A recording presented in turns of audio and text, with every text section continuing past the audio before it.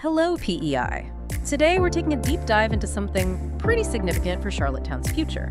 The city's new official plan. It was just passed by City Council recently. And this deep dive, like always, is really for you, our listener. We want to cut through the jargon and get to what actually matters. We absolutely have to thank Mike Montague of Remax Charlottetown. His diligent research made this whole deep dive possible today. Really dug into the details for us. Okay, so let's unpack this. The official plan. Sounds important, often called the city's most important planning document. But what does that really mean? Like, how much power does it actually have compared to, say, the bylaws already on the books? That's a great place to start because it really is the top dog. You know, it's not just another regulation. It's the highest planning document. It sets the big priorities, the long-term vision for the city, everything else, all their bylaws, zoning rules, major development decisions. They have to line up with this plan. It's the guidepost. And council just approved it July 22nd. Voted 9-1 in a special meeting, so now it's off to Minister Stephen Myers for the final. Okay, yeah. And it's hefty 205 pages detailing how Charlottetown plans to grow, but also, crucially, how it aims to keep its essential character over the next few decades. It's a real balancing act they're trying to map out. Right, balancing growth and character. Sounds like a huge job. Given how important it is, was there a lot of public input, or was this mostly hashed out by officials? Oh, definitely not behind closed doors. This took years, actually. Deputy Mayor Alana Jankoff, she chairs the planning committee. She laid it all out. 3 phases of community consultation. They talked to around 2,000 people. 2,000, wow. Yeah, it's pretty extensive. There were 200 survey responses, 400 comments on an interactive map tool they had, dozens of written submissions, plus stakeholder interviews and about 20 sessions just with city staffs and the development community.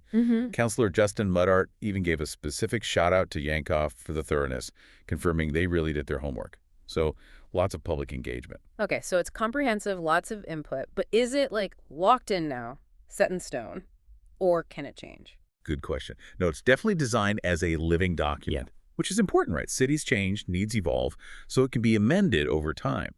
And it works hand in hand with the new zoning and development bylaw that's coming up next. Think of it like this. The official plan sets the broad direction. We need more density here, for example. But the zoning bylaw gets into the nitty-gritty, the details for specific areas, building heights, what kind of units go where, setbacks, all that stuff. So the big picture's set, but the fine-tuning is still happening in that next stage. Now let's dig into maybe the biggest driver behind this whole update, housing.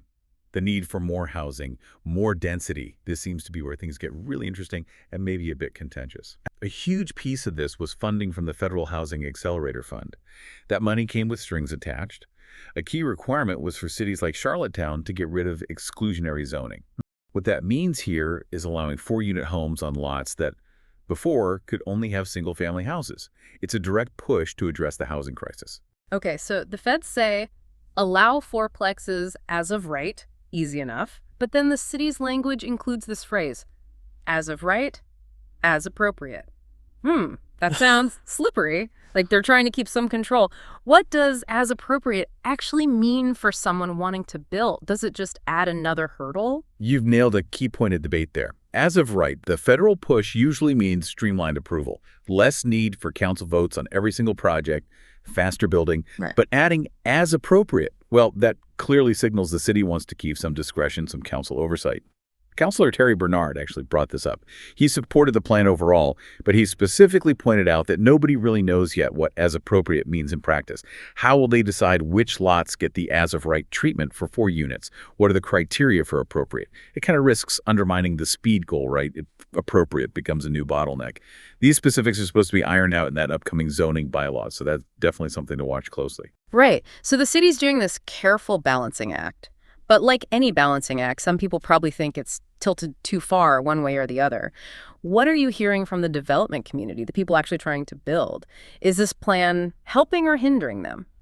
Yeah, the reviews are mixed. Some developers definitely feel this new plan is going to make it harder, not easier, to build, especially downtown. Tim Banks, the CEO of APM McLean, he's been quite vocal. He's got, in his words, several concerns. He's even said he wants to meet with Minister Myers before the whole thing gets the final stamp of approval. Okay, so Tim Banks calls it restrictive, says it hinders growth, even mentioned a project taking 5 years instead of maybe 2.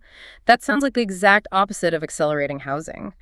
How does the city square that with their own goals? Are they saying heritage trumps housing speed? Well, Banks definitely sees it as restrictive. He said it tightens up the restrictions compared to the old plan, which he felt was more about economic prosperity and growth and higher density in the downtown core. He feels this new one doesn't even talk about growth, a step backward in his view. And yeah, that example he gave of building in the historic 500 lot area, Houston down to the water, taking 5 years because of city demands. He thinks it could have been done in under 2. His take is the city can't see the big picture. He's a strong advocate for taller buildings too.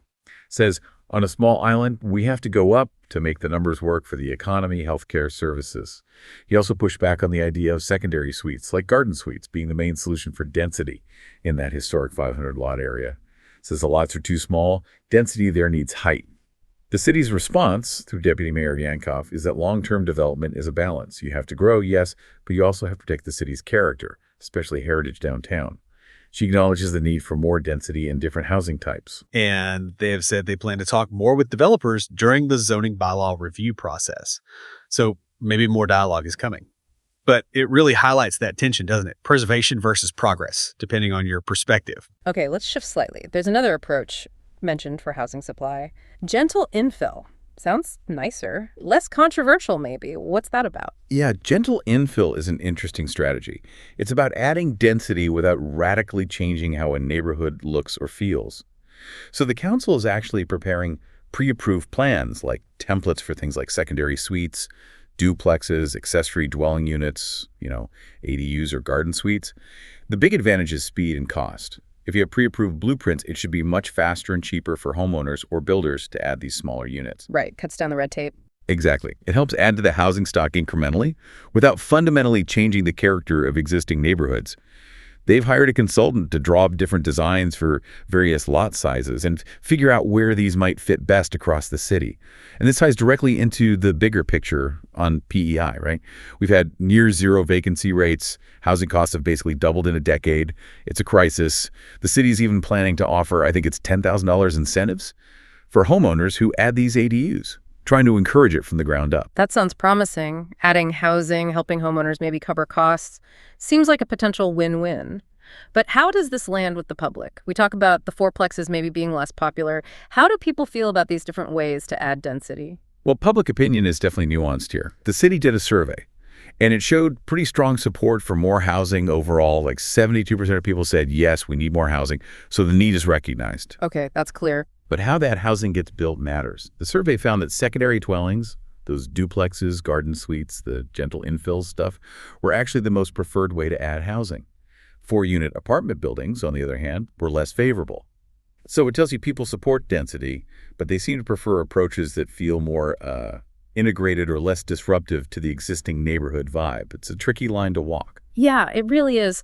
Charlottetown's clearly trying to navigate this tricky path, needing growth, needing housing urgently, but also wanting desperately to hold on to its unique character, its heritage. It's a real tug of war between different ideas about what the city's future should look like.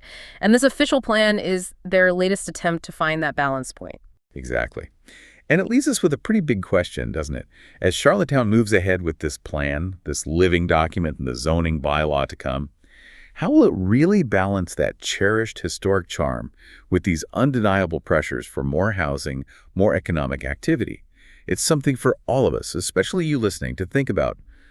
What kind of growth feels right for the community? Is it the gentle infill, or do we need to embrace more height, like some argue? Where does that balance truly lie? A lot to think about indeed. And our huge thanks once again to Mike Montague of RE/MAX Charlottetown. His research was just invaluable for putting this deep dive together. And for you, our listener, if you're trying to make sense of the island's housing market, whether buying or selling, Mike's insights are definitely worth tapping into. Consider giving him a call for your island real estate needs. Until next time, keep exploring, keep asking questions, and keep connecting the dots in your world.